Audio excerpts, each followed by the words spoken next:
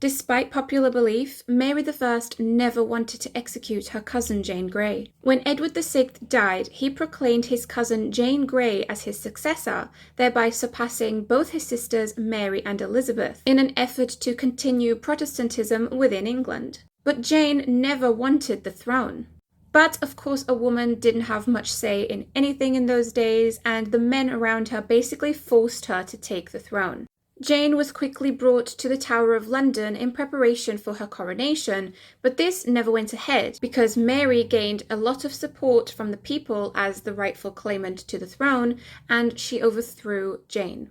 Jane never left the Tower of London but went from future queen to now being a prisoner, and the support she had, including her own father, fled. But Jane, never even having wanted the crown, wrote letters to her cousin Mary explaining the situation. And even though Mary I's council was pushing for her to execute her cousin Jane Grey, Mary chose to believe her cousin. Mary was all too aware of how little power a woman really had, and she firmly believed that Jane Grey was innocent. However, shortly thereafter, there was a rebellion called the Wyatt's Rebellion, of which Jane Grey's father, Henry Grey, was a part of. This rebellion was literally to overthrow Mary and replace her with either Jane Grey or her sister Elizabeth I.